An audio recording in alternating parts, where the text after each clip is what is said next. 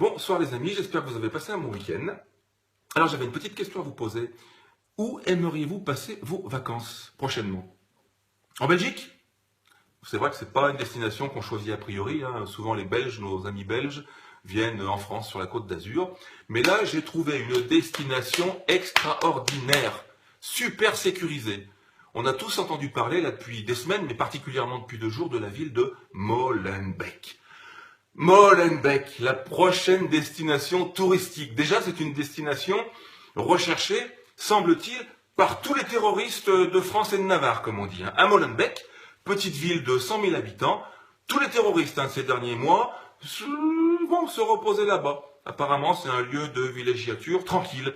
Alors pourquoi je parle de ça? Parce que là, ils viennent d'arrêter Salah Abdeslam, voilà, apparemment, donc qui a participé aux attentats, aux tristes attentats du 13 novembre de l'année dernière, les attentats de Paris, les attentats du Bataclan, entre autres.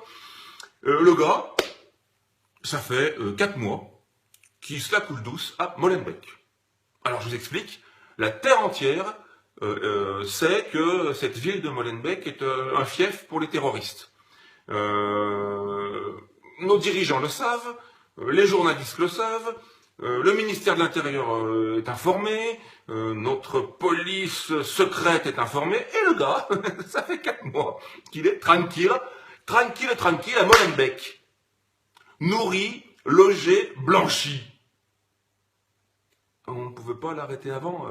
On est en état d'urgence, en principe, on est censé les surveiller. Puis alors, je pense que la moindre des choses, c'est que les endroits un petit peu comme ça, marqués au fer rouge, j'imagine, je m'adresse à toi, notre ministre de l'Intérieur, monsieur Bernard Cazeneuve, qui est intervenu au journal télévisé d'hier, que tu as des forces de police qui surveillent cette ville quand même, non, hein, je sais pas. Hein, enfin, il me semblerait que oui. Et donc, vous l'avez pas chopé. Ça fait 4 mois qu'il se la coule douce et vous l'avez pas chopé. Mais moi, je vais vous dire ce que je pense. Je pense que, bien, ça fait bien évidemment 4 mois que vous savez précisément où il est. Peut-être même que vous avez payé son loyer, peut-être même que vous lui avez fourni à boire et à manger.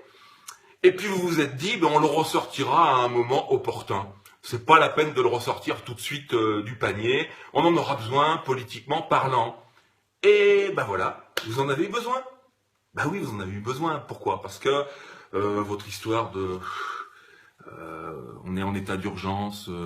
Bon, maintenant, beaucoup de Français, la majorité, on n'y croit plus, quoi. On sait que c'est pipeau, on sait que c'est juste un acte politique pour brouiller les pistes.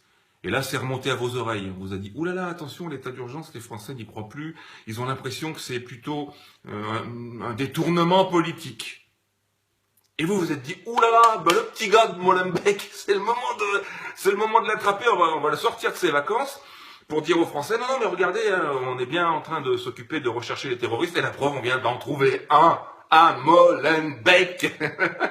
Voilà, donc vous nous prenez, bien sûr, encore pour des cons. Et on est en état d'urgence, ça fait peur quand même. Alors moi, je vais vous parler rapidement d'une mésaventure, qui m'est arrivée il y a 2 ans, et c'est vrai, tout ce que je vous dis est vrai. Je vous assure, c'est pas pipeau. J'étais un peu limite, comme beaucoup de Français, avec mon permis à points. Genre, il te reste un point ou pas, j'en suis pas sûr. Mais comme, voilà, ben, j'ai besoin de conduire, j'allais pas trop me renseigner en serrant les miches, comme on dit. Je me suis fait arrêter par la police. Ils m'ont emmené au poste de police. Ils m'ont dit, oulala, toi tu dois être limite mon gars, donne-nous ton permis. J'aurais dit, bah écoutez, pas de chance les amis, pas de chance monsieur l'agent. Mon permis, je me le suis fait voler il y a quelques mois dans le TGV avec mon ordinateur. Ah bon? Ah c'est vrai, comme par hasard. Mais on ne te croit pas. Alors comme on ne te croit pas, tu sais ce qu'on va te faire? Eh ben on va te mettre en garde à vue. Et puis demain matin, eh ben on ira perquisitionner chez toi pour voir si tu nous dis la vérité. C'était pas l'état d'urgence à l'époque, il y a 2 ans. Ah bon, en garde à vue, mais comme un terroriste, comme un méchant? Oui, monsieur, comme un terroriste. Résultat des courses, interrogatoire compris, j'ai fait 21h30 de garde à vue. Cool, sympa, petite cellule mignonne, 4 mètres carrés, des chiottes à la turque, classe, caviar, champagne à volonté, vue sur mer, enfin, cool. Et le lendemain matin, avec les menottes, petite menotte au petit poignet à Francky, on est allé perquisitionner ça à la maison. Et là, devinez quoi? Eh ben, ils n'ont pas trouvé le permis à Franck, ils ont trouvé la déclaration de vol.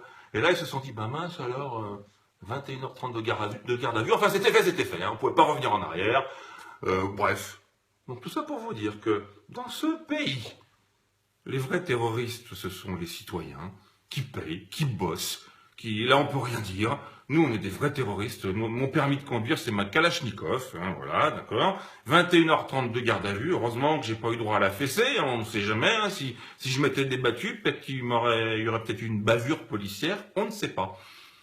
Et voilà, donc je compare avec les terroristes qui se la coulent douce pendant 4 mois à Molenbeek et qu'on libère uniquement quand on en a besoin sur le plan politique. Donc tout ça pour dire, comme d'habitude, on nous prend pour des blaireaux. Ouh! Alors j'en profite quand même pour faire un petit message final, pour dire que vous pouvez faire ce que vous voulez. Dans une vidéo récente, j'ai dit vous nous avez piqué nos libertés, vous enlevez nos égalités, mais la fraternité, elle reste. Et là, bien, on vient d'en avoir un aperçu sur mon mur, parce que j'ai eu l'occasion de souhaiter un bon rétablissement à l'un d'entre vous qui fait partie de ceux qui m'encouragent sur mon mur, qui malheureusement a eu un accident de voiture, mais heureusement sa vie n'est pas en danger, mais juste malheureusement pour lui des semaines et des semaines de rééducation. Je lui ai souhaité prompt rétablissement, à toi Marcos, et dans les minutes qui ont suivi, il y a des dizaines et des dizaines et des dizaines de messages d'encouragement. Et ça fait chaud au cœur. Et la vraie France, elle est là, elle est là. Nous, on a un cœur gros comme ça. On est en train de s'unir, on se soutient les uns les autres, on a beaucoup de considération les uns pour les autres, et c'est pas pipeau, c'est bien vrai tout ça. Alors vous savez, moi, j'irai pas prendre mes vacances à Molenbeek, mais je vais commencer par des petites vacances le 19 juin de cette année à Opio. Opio, donc c'est pas loin de Cannes, pour les 30 ans de la célébration malheureusement de la mort accidentelle du très regretté Coluche. Ça sera un rassemblement commémoratif à tendance abstentionniste à Opio le 19 juin à partir de 14 h. Je vais vous en reparler sur la page dans les jours qui viennent avec de nombreux amis. On se mobilise, on est de plus en plus nombreux. Venez nombreux à Opio, covoiturage. On y va, on montre qu'on a un cœur gros comme ça. Ça va être une journée de rassemblement intense qui va nous faire du bien, qui va nous unir et laisser tomber Molenbeek. D'accord? Allez, je vous embrasse très fort. Bonne fin de week-end. Rattaquez bien la semaine. Bisous, bisous.